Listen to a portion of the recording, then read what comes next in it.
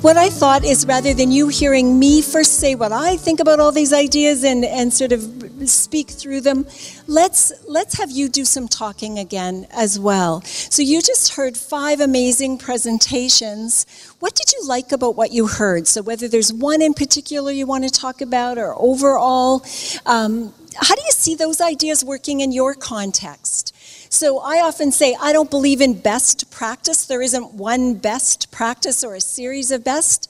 It always depends on our own context, our own parents, our own community, our own teachers. So we have to translate ideas that are working brilliantly in one place into our own context. So how did you see some of that working in your place? What would you adopt just as it is, but what might you adapt to do it differently to have it fit better for you where you're living and working? And then what are new ideas? So you might have been hearing someone talking about something and think, oh, that gives me another idea. We could do something like this.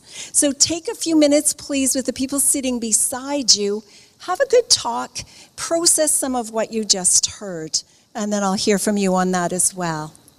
Thank you. So I would love to hear from you again. What are some of the things that you are excited about in terms of ideas you've heard, things that you see as possibilities for you in your own school or community? So again, hand up, we'll hear some thoughts from people, please. Thank you so much, Mark at the back. Thank you. Wayne.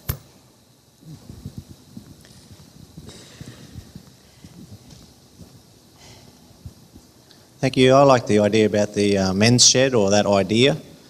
St Mary's has a fantastic grounds and facilities there, and particularly with fathers, you don't see a lot of men get involved. I think it's easier for the wives and women to get involved with the school than it is with men.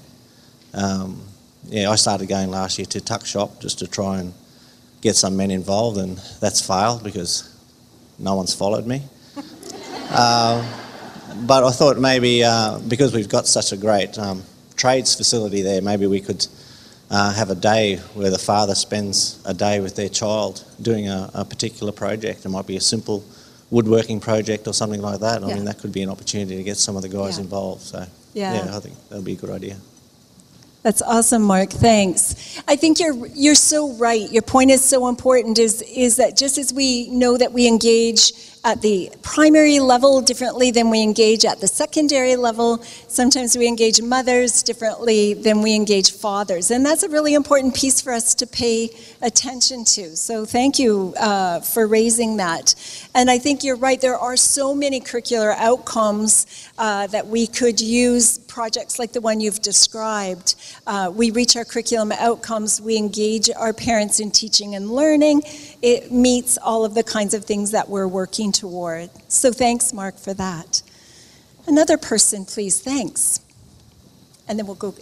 So both two front corners, please, Wayne. Do I get a special badge now? I think I'm personally, and as a group, we're really happy to hear about I guess bringing community back into school. Mm-hmm. I know the original idea of Catholicism was you build a school near a church because they're one. Yeah. They're one community. Yeah. And I know from the inner city churches, as being a chair in a church and a secretary of a school, we struggle with getting the parents of the children, because many of the children are going to the church on the south side or the north side because that's where they live. But their children come into town to the schools, and it's just lovely to hear, like the room that you guys have got for the parents to go to, and the men's shed, and Mount St Bernard with bringing community people down to their children. The bringing of community back into school is, I think, a wonderful thing to see as a parent, being valued by our educators and by that whole, I guess, system. Mm-hmm. Mm-hmm. Thank you for that. I'm actually working on a research project right now. I don't have time to talk about that, but that's the kind of thing we're working on, is turning a school into a teaching and learning center for the entire community birth to forever. So again, we often lock those buildings up at 3:30 or 4 o'clock, and they're closed that whole time, and yet they're filled with these wonderful resources. So we're working to try and do something where we're keeping it open. I mean, ideally 24/7, 12 months of the year. We'll never get to that place, but how do we continue to have that facility open and available for all learners of all ages all of the time? So you're right. Those are community buildings. What can we do with them? Thank you. You had a point here too, right on the front. Wayne, please. Right here up at the front. Yeah. Oh, right at the front.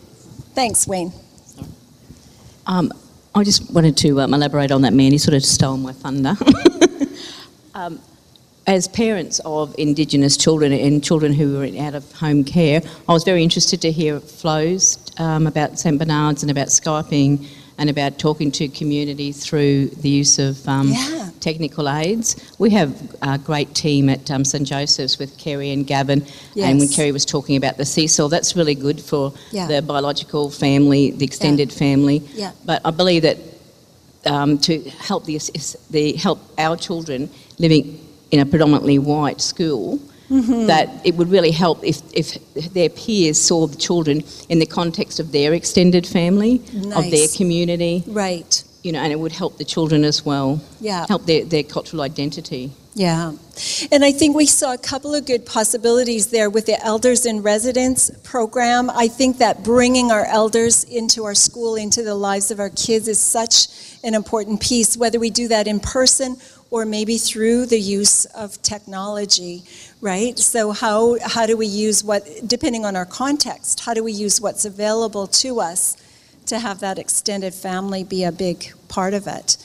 Great question. And what's so great about technology is often when you're using Seesaw or you're using Facebook or some of those tools, you can have whoever sign into them. So you can have grandparents in remote places playing a role, as well as parents who are local, that kind of thing. So it does open up that conversation. Yeah, that's beautiful. Very important. Thank you. Hi, I think we learned from every speaker about the vision. I think every speaker and every school had a vision, and I think we're all, as people here today, we're all here because we want to grow the vision of parent engagement. Yes. Respecting the parent involvement is very important, I believe, what's been and is still important. Judith and I both discussed seeing faith and how that's really been driven in engagement is important. We think that we can sort of expand even in our general business, in our agendas, and put parent engagement in our agendas, in our P&F meetings, to certainly get the message out there. With our leaders, we can contribute with parent engagement. I think our leaders, our school principals profile our students and how they get our students to our school. They know the parents very well. And could we use those resources? There are people out there with some amazing qualities and skills, and bringing them in and doing some learnings. I'd love to see a cooking class for our kids if we had a chef that we knew at our school. To get some learning for skills, real life skills for our kids. Thank you. Thank you for that. I think in each of the instances, we heard exactly what you said. There was a commitment to parent engagement. There were beliefs about the value of parents' place and voice in their children's learning.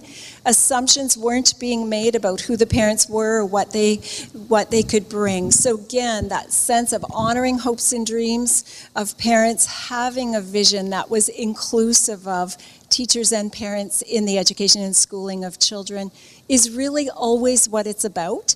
How it looks, how I do it at my school, how you do it at yours really doesn't matter. But it's those very core beliefs and principles that redefine who we are when we come together, how we come together, that becomes such a critical piece of it. Yeah, beautifully expressed. Thanks. What I thought I'd do for the next few minutes is just share a few examples of possibilities. I call them practices of possibility because I think there's potential in them. I think that they honor the critical attributes of what parent engagement is, shared decision making, focus on teaching and learning, use of parent knowledge, building from people's capacity, all of those pieces. And again, they're just ideas. They may or may not fit. There might be aspects that do. So in this particular instance, one of the teachers that I was working with and a student teacher, so that what we would call, I guess, an intern, someone on prac maybe is the way you would say it. We're beginning the school year together. And so they wanted to visit all of the families and introduce themselves before the year started. In those few days when teachers are organizing their classroom, getting ready for the year, but school hasn't actually started. And in their instance, the principal said, we don't go to people's houses in this community. We don't do home visits. And so what they did is they did drop-bys. So they wrote a beautiful letter. You can see at the bottom that's an example of a postcard that a teacher's made up with her own picture on it, a personalized note. And so they did drop-bys where they took the note that introduced the teacher and the practicum student, a little lolly bag to say, welcome to the new school year. And they just got in the car, they were in a rural area, and drove from home to home to home and stopped by and said, you know, here's who I am. We're so excited to be working with you. We have a prac student in the class this year, and just made a positive connection as a beginning. And again, extending the invitation, extending the welcome, making the statement that this year is going to begin with us working in close relationship. And we're looking forward to knowing you, working with you, hearing from you throughout the year. Simple, quick, positive, and yet it starts the year in such a different way. What I loved about it too is because there was a prac student, her whole career has now been shaped on a new journey because of that experience. This is a welcome time. So again, when we talked about why isn't parent engagement always happening, what could cause it to be different, one of the things that I said is that it's planned, it's scheduled, right?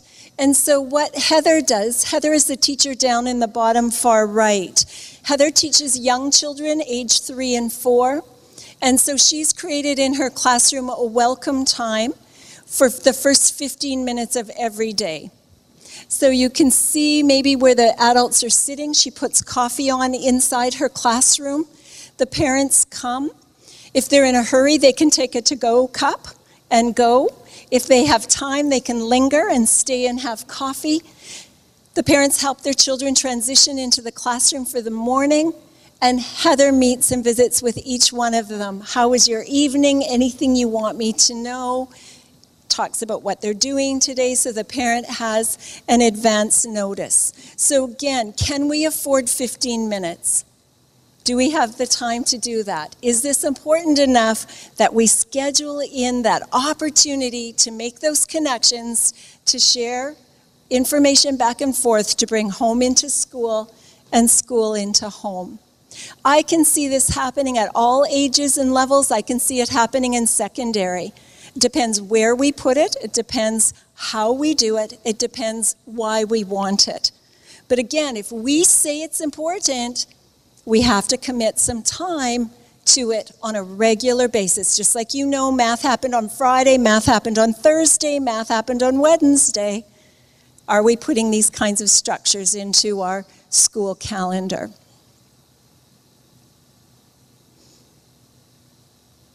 This is a teacher who has done family learning albums. So rather than having a typical parent-teacher conference during this last period of time, she had the families come and create family learning albums. So families brought all kinds of photos of things they've been doing with their children at home. She had all kinds of photos taken of things the children had been doing at school, and the families sat together and made learning albums. And so you can see, you probably can't see actually, it isn't showing up very well, but in that little note in the top left corner, the little girl has written that she was doing a science experiment at home to make a lava lamp. So that was some of her home learning. The teacher now knows that she's had that experience and has that kind of knowledge and skill. The little one down in the bottom right-hand corner, you can see at school they were working on patterns. And the little boy has laid his patterns out and written a note. In the top corner, you can see parents working with their child to make the learning album. So while that's happening, the teacher's moving around the room and talking about what he or she says in relation to those curriculum outcomes.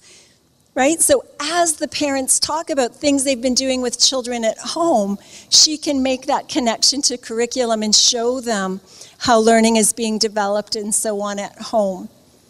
And then she can share her photos and talk about the things she's seeing children achieve in terms of learning outcomes at school.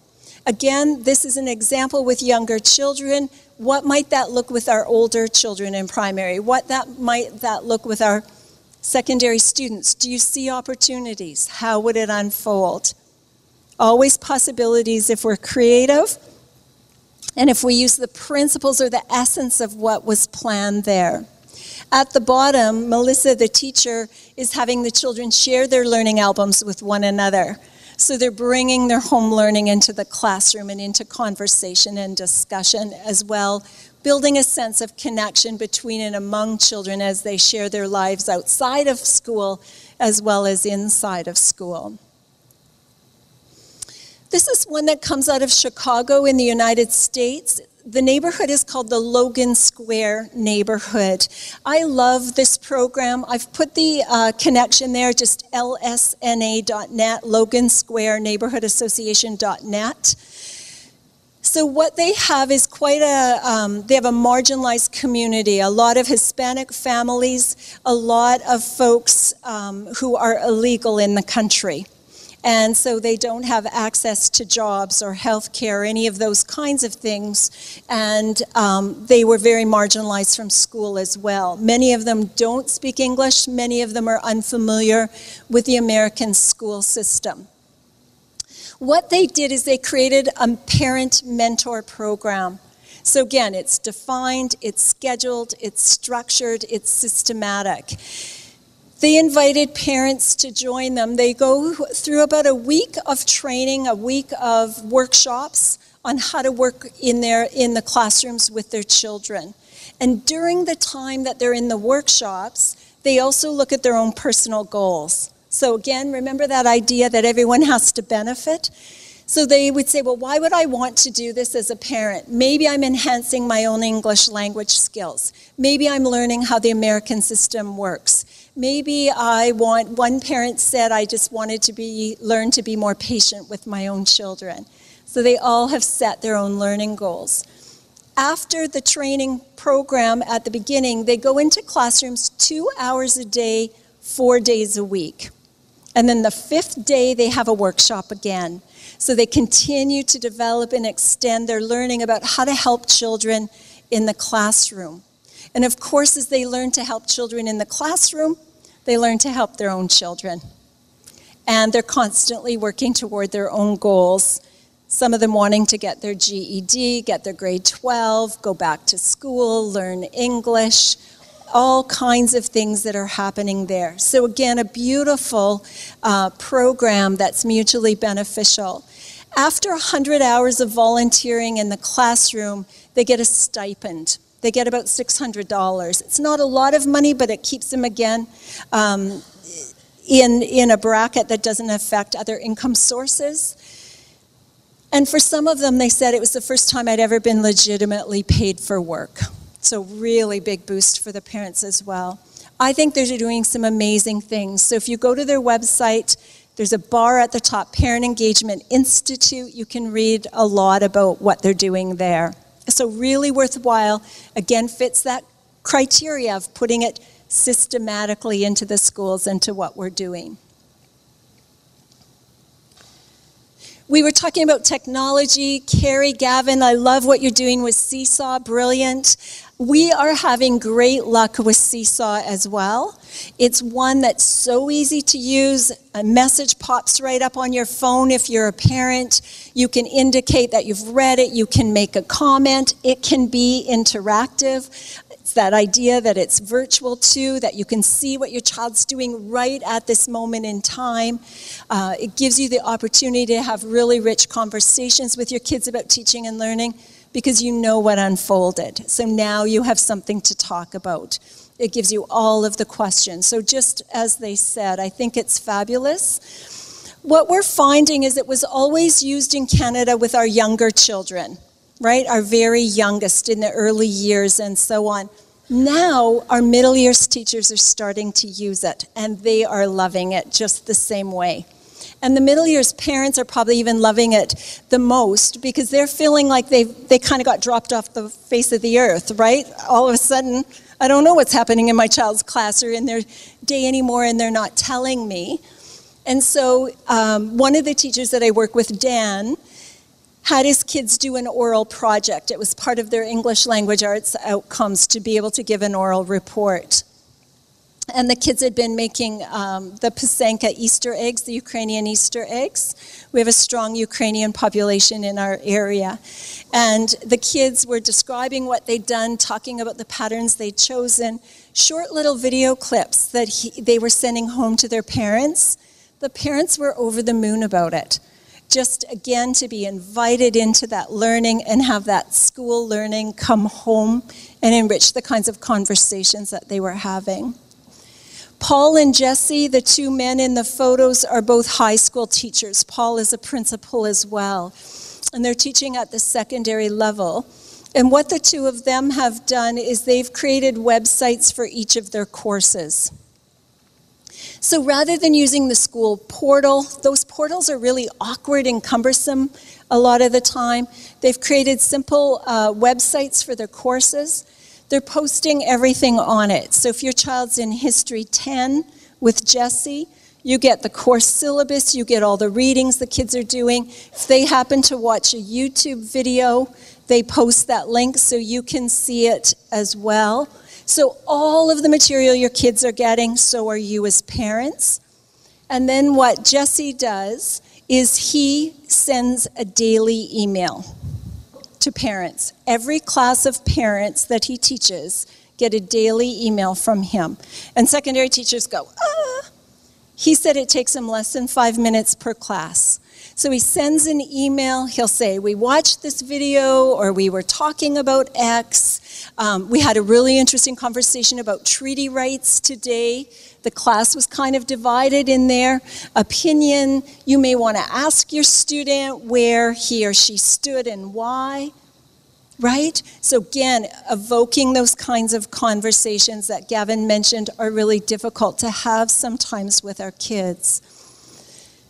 Because the curriculum is so open and parents are being invited into that, Jesse said he often gets parents offering to come in and do things in class or talk about things, share experiences. So he's a history teacher, and he was doing some teaching around World War II, and he had an email back from a parent who said, I still have the kit my great-grandfather had in the war. Would you like me to bring it in?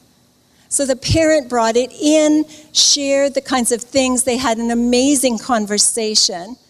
And again, the parent is there in a way that I don't know if it was his son or daughter, didn't say, oh, you can't come to my class, right? And it just enriched the learning again for everybody.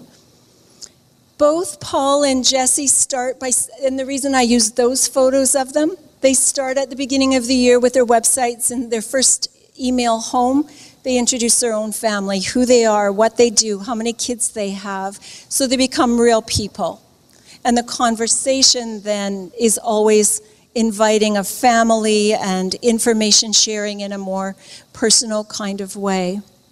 Jesse says that often at the beginning he sends the daily email. He doesn't hear a lot back, but as time goes on, it becomes a conversation.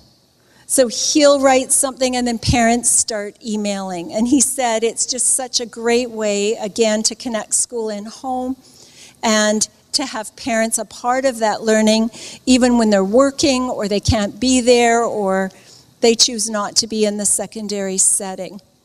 So I just think there's all kinds of things we can do with technology. I was telling David at the break, there was a principal that I worked with in Alberta, a province over. He just sits down at his desk, he makes a quick YouTube video, couple minutes long, and he puts that on the school's Facebook page. So again, people who aren't having contact with the principal, getting to know him, getting to know his messaging, seeing his face, hearing his voice, he becomes a part of the community in a really easy way too. Again, whether we're principals, teachers, working in other roles, that's an easy one for us to do. I love this idea. I've co-opted this idea. I've copied Emmaus College's idea, and I'm playing with it in a little bit of a different way, and I'm so excited by it. This is something I just happened to see on Facebook. So they call it Cooking for Cohesion. And in the high school, I believe it's done with students. We're doing it with parents.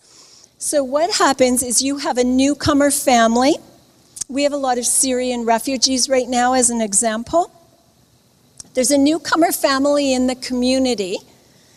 They may not speak a lot of English. They may have cultural differences that are quite significant. What they have them do is the family, this is the way we're doing it. We'll have the family come, the parents will provide the groceries, or we go grocery shopping with them to buy the kinds of foods, because that's a learning experience as well.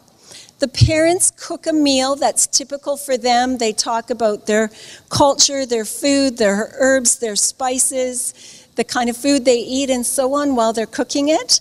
And then everyone sits together and shares that meal. So it's a way for that new family to become a part of the families who are already established in the community. So the one family is the lead for that time. And they cook and talk and introduce themselves, and then they sit to eat together.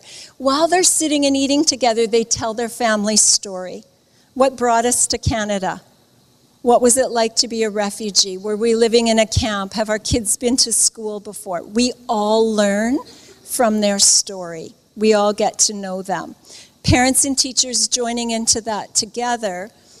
And what's so beautiful about it then is they're just embraced. They're no longer a stranger to anyone, and they're embraced within that community.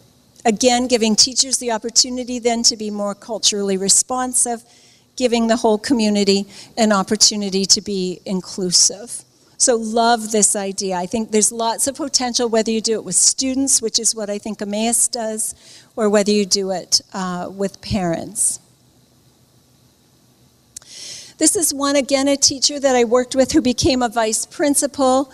That's just a post that I copied and pasted from Facebook. But as a new administrator, we say a vice principal, I think you say a deputy principal here. New principal in a large rural school from pre-kindergarten, our 3- and 4-year-olds, through grade 12. And what she did is make a commitment to invite every class for coffee. So not have coffee with the principal as a parent group, but one class at a time throughout the school. So she'd invite one class, see if they'd like to come in and have coffee with her, sit in a talking circle. The whole point of it is just introduce yourself to me. Tell me who you are. Tell me about your kids, your family, your culture. How are we doing as a school? What kinds of things would you like to see happening? How can we respond? And then when things are happening at the school, a teacher has a project underway, she knows that Mary beads, that she's a beader, and that she can come in and teach the kids some beading. She can draw on those funds of knowledge. She can draw on that expertise.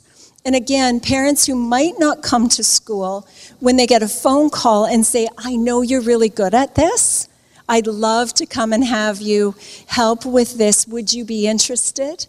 What a difference to get a personal invitation, to see yourself as having a gift or talent, to see what you do or who you are as being valued and invited. So really changing the culture and the nature of that particular school through relationships. And we heard all of the presenters, again, connecting, talking explicitly about relationships.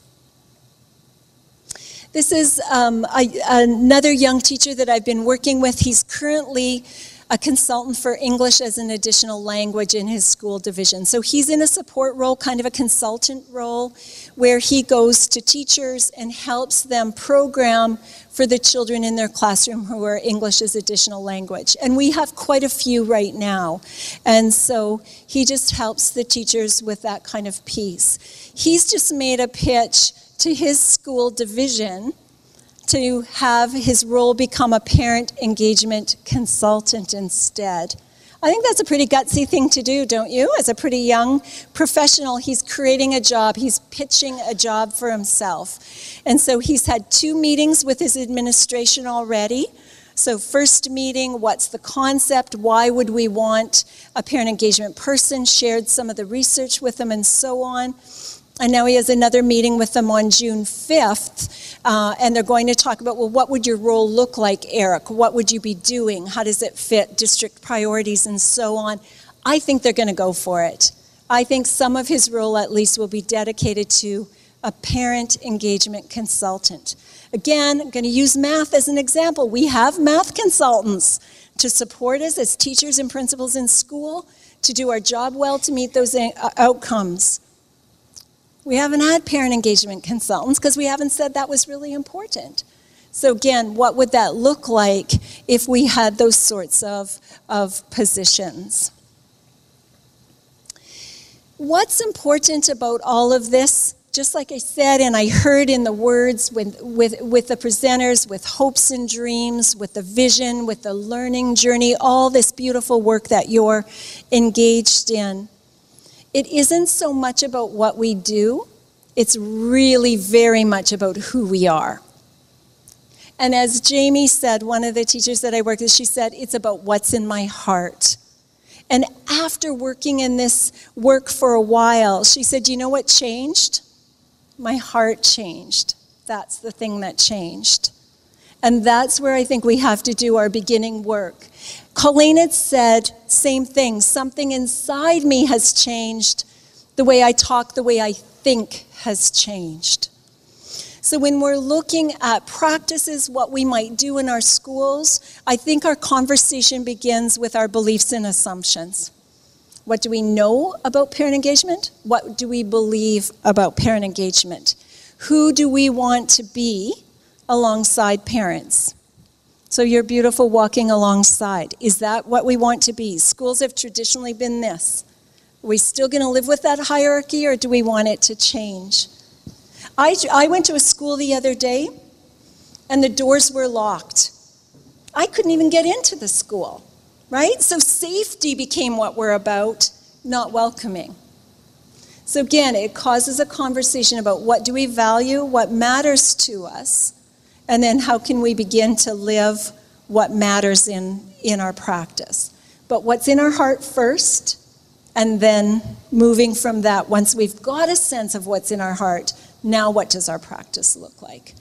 And I think we saw some really beautiful examples of that today. Using our elders, working in relationship, building from a place of respect, shared voice, inviting parents in so that we could hear from them before we did something to them, right? We did something with them.